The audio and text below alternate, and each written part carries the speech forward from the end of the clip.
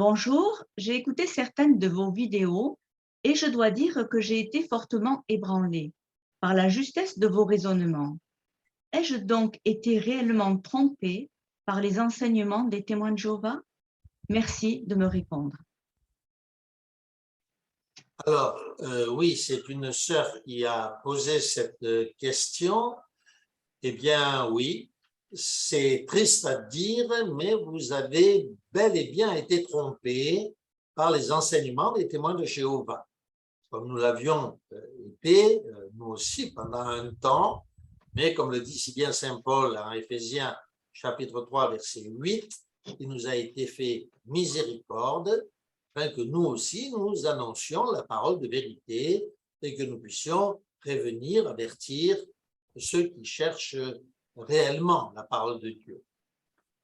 Alors, je vais me faire répétitif, mais je crois qu'il le faut. Oui, vous avez été trompé lorsque vous avez appris que le Christ était l'alpha et l'oméga, mais qu'il n'était pas le Tout-Puissant, alors que la parole de Dieu dit clairement que le Christ est le Tout-Puissant. Et je vous encourage, par exemple, à lire Révélation chapitre 1, verset 8, et à le comparer avec toujours le livre de la Révélation au chapitre 22, verset 13 et verset 16, où il est clairement explicité que le Christ est bien l'alpha et l'oméga et qu'il est le Tout-Puissant. C'est textuellement, vous le verrez, les phrases qui sont utilisées dans votre exemplaire de la Bible. Oui, vous avez été trompé par les témoins de Jéhovah lorsque vous avez appris que le Christ n'était pas Dieu, alors que la Bible dit clairement qu'il est le Dieu véritable. Par exemple, dans 1 Jean, chapitre 5, verset 20, il est écrit nous savons, par contre, que le Fils de Dieu est venu et qu'il nous a donné l'intelligence pour que nous connaissions le véritable. Avez-vous noté ces pensées? Que nous connaissions le véritable, autrement dit, le Dieu véritable, bien sûr. Et nous sommes dans le Dieu véritable en son Fils Jésus-Christ. Lui, Jésus-Christ, lui est le Dieu véritable et la vie éternelle. Oui, vous avez été trompé lorsque vous avez appris que la seconde résurrection aurait lieu, d'après les témoins de Jéhovah, au cours du règne millénaire. Alors que les Saintes Écritures disent clairement que la seconde résurrection, et c'est écrit noir sur blanc, n'aurait lieu qu'après la fin des 1000 ans. J'attire votre attention sur le passage de Révélation au chapitre 20, verset 5, qui dit « Les autres morts, c'est-à-dire ceux qui ont part à la seconde résurrection, ne revinrent pas à la vie avant que les 1000 ans ne soient accomplis. » On ne peut pas faire plus clair, n'est-ce pas?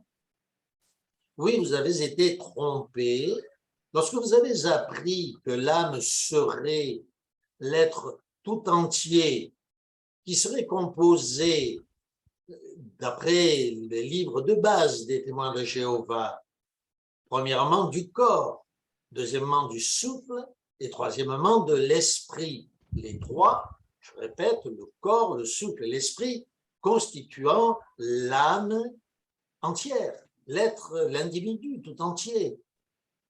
Alors que, là encore, les Saintes Écritures affirment très clairement que dans 1 Thessaloniciens, au chapitre 5, verset 3, que l'âme ne saurait être l'être tout entier, puisqu'elle est seulement une partie de cet être tout entier. Le texte nous dit que l'être tout entier est composé de l'esprit, de l'âme, je répète, de l'âme, et du corps. 3. Lisons ce texte ensemble. 1 Thessaloniciens, je le rappelle, 5, 23. Que le Dieu de paix vous sanctifie lui-même tout entier, et que votre être, donc votre être tout entier, l'esprit, l'âme et le corps, soient trouvés irréprochables lors de l'avènement de notre Seigneur Jésus-Christ. Oui, vous avez été trompés lorsque vous avez appris que le Christ avait établi son royaume en 1914 et qu'avant cela, il n'était pas roi. Dans l'évangile de Jean, au chapitre 17, verset 37, Pilate interroge Jésus et il lui dit, « Tu es donc roi ?» Et Jésus répond, « Tu le dis, je suis roi. Je suis roi. » Jésus n'a donc pas pris son royaume en 1914. Il était déjà roi et il le déclare lorsque Pilate lui pose la question. Il est roi. Il est roi puisqu'il est le créateur du ciel et de la terre. Nous le verrons d'ailleurs. Il est roi. Le diable n'est qu'un usurpateur. Il n'a jamais perdu sa royauté, bien sûr. Ou devant Pilate, le Christ était un vantard, ou les témoins de Jéhovah nous ont menti. De la même manière, en Matthieu, au chapitre 28, versets 16 à 18, les 11 disciples, est-il écrit, allèrent en Galilée sur la montagne que Jésus leur avait désignée. Quand ils le virent, ils se prosternèrent devant lui. Il est écrit d'ailleurs que certains avaient encore des doutes et Jésus s'étant approché leur parla ainsi et il leur dit « Tout pouvoir, je répète bien, tout pouvoir m'a été donné dans le ciel et sur la terre. » Il s'agit même ici plus que du pouvoir d'une royauté, d'autant plus terrestre, n'est-ce pas? Tout pouvoir, le Christ possède dès sa résurrection, dès le moment où il parle avec ses disciples, tout pouvoir. Vous avez donc bien été trompés sur cette question. Mais vous avez aussi été trompés parce que vous avez appris que le Christ, que les oins du Christ chez les témoins de Jéhovah avaient été ressuscités en 1918.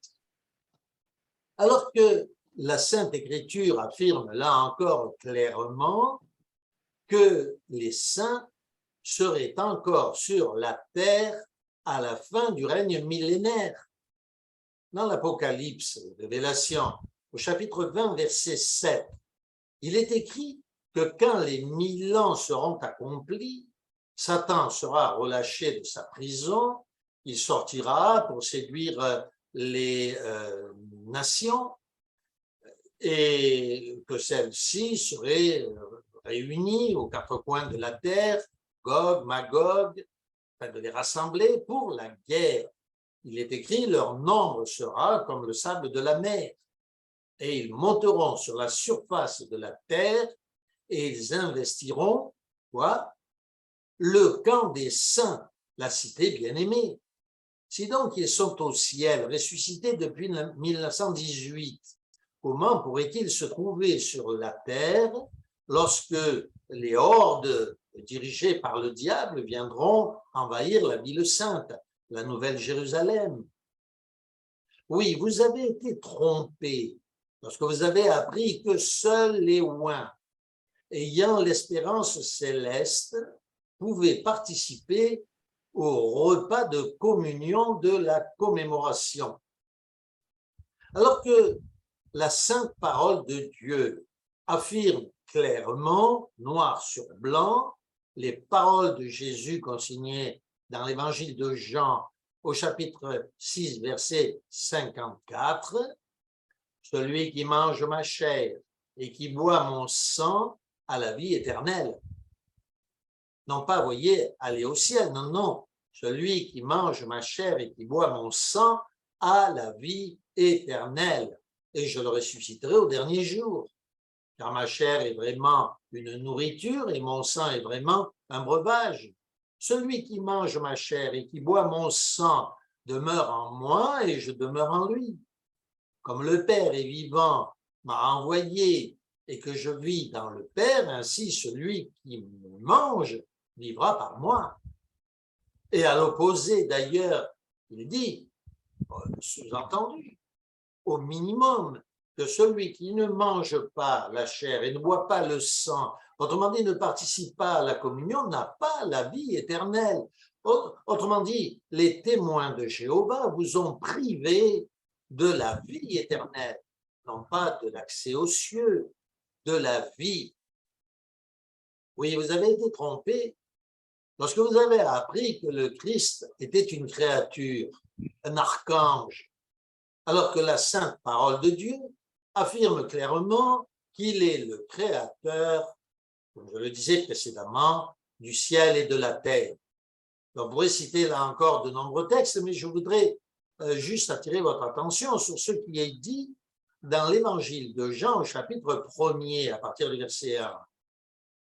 La parole, c'est-à-dire le Christ, était le principe de toute chose, le principe, c'est-à-dire l'origine de toute chose.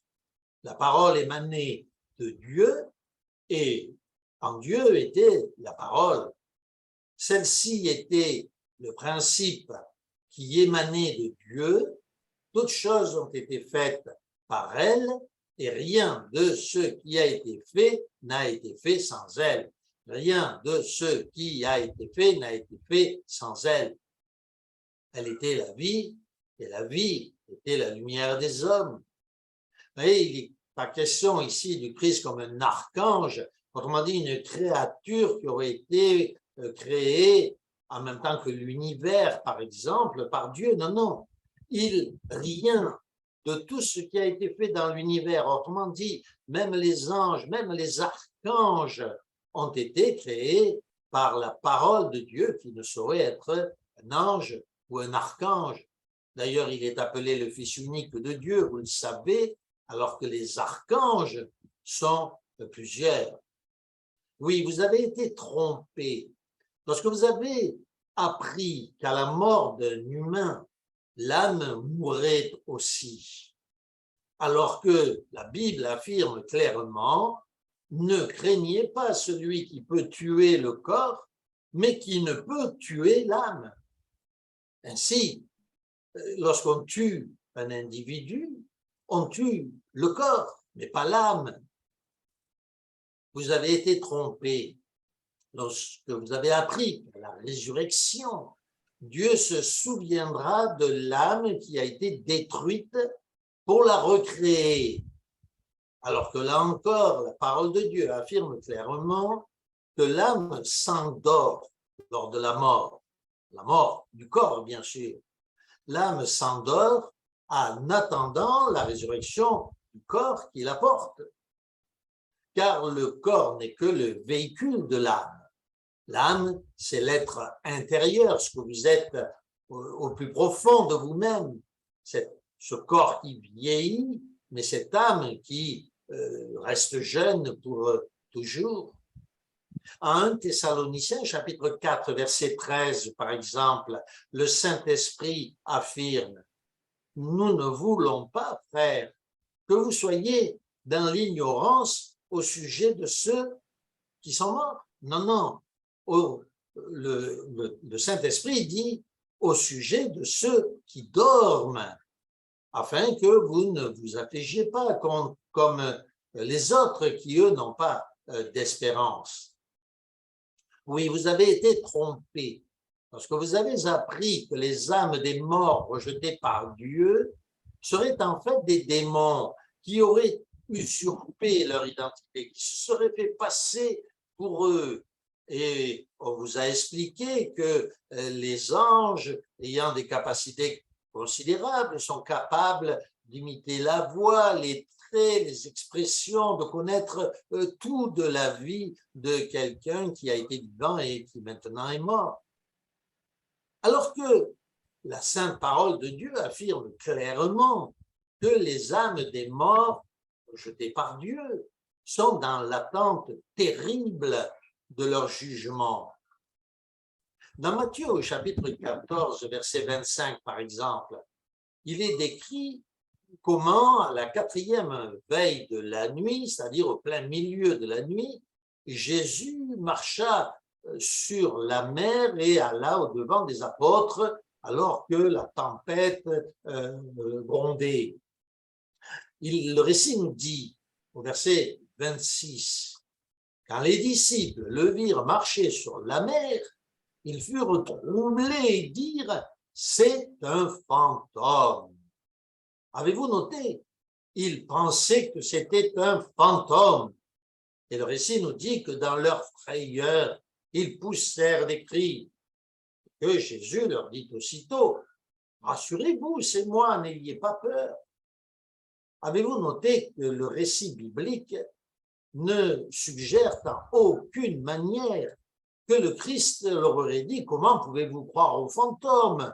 Ne savez-vous pas qu'à la mort, les âmes sont mortes, qu'elles ne peuvent pas tourmenter personne? Pourquoi est-ce que le Christ ne les corrige pas? » Et pourquoi? Bien sûr, la parole de Dieu ne nous corrige pas. Est-ce que la parole de Dieu voudrait nous mentir sur cette question?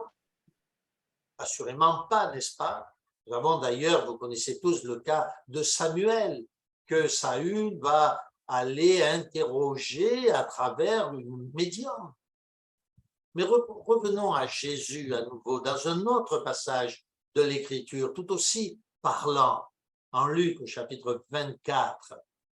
Il est dit que les disciples réunis dans la chambre haute étaient en train de parler et qu'à ce moment-là, lui-même se présenta au milieu d'eux, alors que les portes étaient fermées, et il leur dit « La paix soit avec vous ».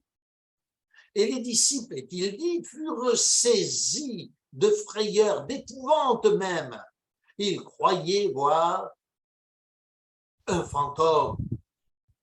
Là encore, Jésus leur dit, « Pourquoi êtes-vous troublés? Et pourquoi pareille pensée s'élève-t-elle dans vos cœurs? Voyez mes mains et mes pieds, c'est bien moi. Touchez-moi et voyez qu'un esprit n'a ni os ni chair, comme vous le voyez que j'ai. » En disant cela, il leur montra ses mains et ses pieds, et comme dans leur joie, bien sûr, ils ne croyaient pas encore et qu'ils étaient dans l'étonnement, il leur dit, « Avez-vous ici quelque chose à manger? » Vous voyez comment le Seigneur va leur dire, « Mais voyez mes mains, voyez ma chair, mes os, un esprit, l'esprit d'un mort, n'a ni os ni chair, les fantômes, pour reprendre l'expression biblique utilisée ici, n'a ni chair ni os, avez-vous même quelque chose à manger? Les fantômes ne mangent pas, je vais vous montrer que je peux manger. » Là encore, le Christ ne leur dit pas, mais comment pouvez-vous penser que les fantômes puissent exister? C'est pas cela qu'il leur dit. Il leur dit, un esprit n'a ni chair ni os.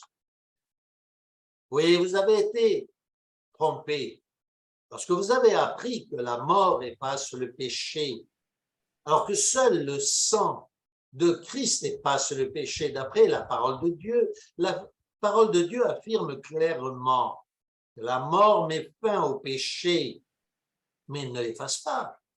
C'est le Christ qui, par son sacrifice, efface le péché. Sinon, nous n'aurions pas besoin du sacrifice, du sang de notre Seigneur Jésus-Christ pour ressusciter.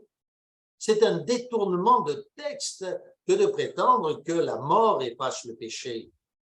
La mort met fin au péché. Quand nous mourrons, bien sûr, nous ne péchons plus, mais seul le sang de Jésus nous efface notre péché et le péché même de toute l'humanité.